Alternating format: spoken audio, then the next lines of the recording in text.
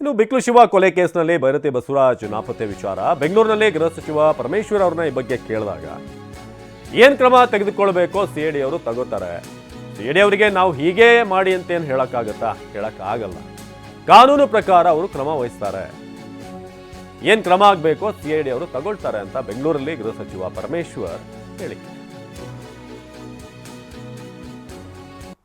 ಇಲ್ಲ, ಕಾನೂನು ಪ್ರಕಾರ ಏನು ಕ್ರಮ ತಗೊಳ್ಬೇಕೋ ಪೊಲೀಸ್ ಇಲಾಖೆ CID ಅವರು ತಗೊಳ್ತಾ ಇದ್ದಾರೆ.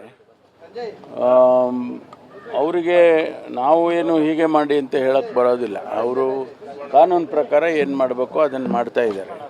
ಇಲ್ಲ, ಕಾನೂನು ಪ್ರಕಾರ ಏನು ಕ್ರಮ ತಗೊಳ್ಬೇಕು. ಇನ್ನು ಬಿಜೆಪಿ ಶಾಸಕನಿಗೆ ರೌಡಿ ಶೀಟರ್ ಕೊಲೆ ಕೇಸ್ ಉರುಳು, ವಿದೇಶಕ್ಕೆ ಪರಾರಿ ಆಗಬಾರ್ದೆಂದು ಲುಕ್ಔಟ್ ನೋಟಿಸ್. ಬಿಕ್ಲು ಶಿವ ಕೊಲೆ ಕೇಸ್ ಸಂಬಂಧಪಟ್ಟ ಹಾಗೆ ವಿದೇಶಕ್ಕೆ ಪರಾರಿ ಆಗಬಾರ್ದು ಅಂತ ಲುಕ್ಔಟ್ ನೋಟಿಸ್. ಬಂಧನದ ಭೀತಿಯಿಂದ ತಲೆಮರೆಸಿಕೊಂಡಿರುವಂತಹ ಭೈರತಿ ಬಸವರಾಜ್ ಬೇಲ್ ನಿರೀಕ್ಷೆಯಲ್ಲಿದ್ದರು. ಭೈರತಿ ಬಸವರಾಜ್ ಆದರೆ ಈಗ ಭೈರತಿ ಬಸವರಾಜ್ ಜಾಮೀನು ವಿಚಾರಕ್ಕೆ ಸಂಬಂಧಪಟ್ಟ ಹಾಗೆ ಅರ್ಜಿ ವಜಾ ಆಯಿತು. ಹಾಗಾಗಿ ಈಗ ಎಲ್ಲೂ ಕೂಡ ಸಂಪರ್ಕಕ್ಕೆ ಸಿಗ್ತಾ ಇಲ್ಲ. ಫೋನ್ ಸ್ವಿಚ್ ಆಫ್ ಆಗಿದೆ. ಜೊತೆಗೆ ಕಾಲ್ ಒಂದಷ್ಟು ಟ್ರೇಸ್ ಮಾಡುವಂಥ ಪ್ರಯತ್ನಗಳು ಕೂಡ ಆಗ್ತಾ ಇತ್ತು. ಯಾರ್ಯಾರು ಕೊನೆಯದಾಗ ಕರೆ ಮಾಡಿದರು ಅಂತ ಅಧಿವೇಶನದಲ್ಲಿ ಕಾಣಿಸ್ಕೊಂಡಿದ್ದು ಬಿಟ್ಟರೆ ಅದಾದ ಮೇಲೆ ಭೈರತಿ ಬಸವರಾಜ್ ಎಲ್ಲಿ ಅನ್ನೋದ್ರ ಬಗ್ಗೆ ಪ್ರಶ್ನೆಗಳು ಹಾಗೆ ಉಳ್ಕೊಂಡಿತ್ತು. ಸೊ ಅದಾದಮೇಲೆ ಸುತ್ತಮುತ್ತ ಬೆಳಗಾವಿ ಸುತ್ತಮುತ್ತ ಹೈವೇ ಏನಿದೆ ಅಲ್ಲಿ ಟೋಲ್ಗಳಲ್ಲೂ ಕೂಡ ಪರಿಶೀಲನೆ ನಡೆಸಿದ್ದಾರೆ. ಆದರೆ ಭೈರತಿ ಬಸವರಾಜ್ ಇನ್ನೂ ಕೂಡ ಎಲ್ಲಿ ಅನ್ನೋದು ಗೊತ್ತಾಗಿಲ್ಲ. ನಿರೀಕ್ಷಣಾ ಜಾಮೀನು ಅರ್ಜಿ ಕೂಡ ವಜಾ ಆಗಿದೆ. CID ಸಂಪರ್ಕಕ್ಕೂ ಸಿಗ್ತಾ ಇಲ್ಲ, ಸರೆಂಡರ್ ಕೂಡ ಆಗ್ತಾ ಇಲ್ಲ. ಭೈರತಿ ಬಸವರಾಜ್ಗೆ ತೀವ್ರ ಶೋಧ ನಡೆಸ್ತಿರುವಂತಹ CID.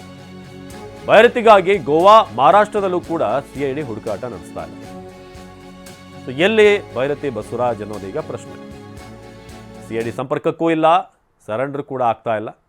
ಒಂದು ಕಡೆ ನಿರೀಕ್ಷಣಾ ಜಾಮೀನೇನಿದೆ ಅದರ ಅರ್ಜಿ ಕೂಡ ವಜಾ ಆಗಿದೆ.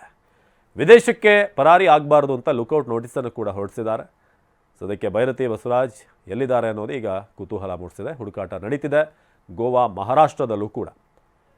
ಸೊ ಗೃಹ ಸಚಿವರನ್ನು ಕೇಳಿದಾಗ CID ಅವರು ಏನು ಕ್ರಮ ಕೈಗೊಳ್ಳಬೇಕು, ಶೋಧ ನಡೆಸಬೇಕು, ಅವ್ರು ನಡೆಸ್ತಾ ಇದ್ದಾರೆ. ಕಾದು ನೋಡೋಣ ಏನಾಗುತ್ತೆ ಅನ್ನೋದು ಇದರ ಬಗ್ಗೆ ಅಂತ ಅವರು ಕೂಡ ಹೇಳಿದ್ದಾರೆ. ಆದರೆ ಏನು ಕ್ರಮ ಆಗಬೇಕು ಅದನ್ನು ಅವರು ತೆಗೆದುಕೊಳ್ತಾರೆ ಅಂತ ಹೇಳಿದ್ದಾರೆ.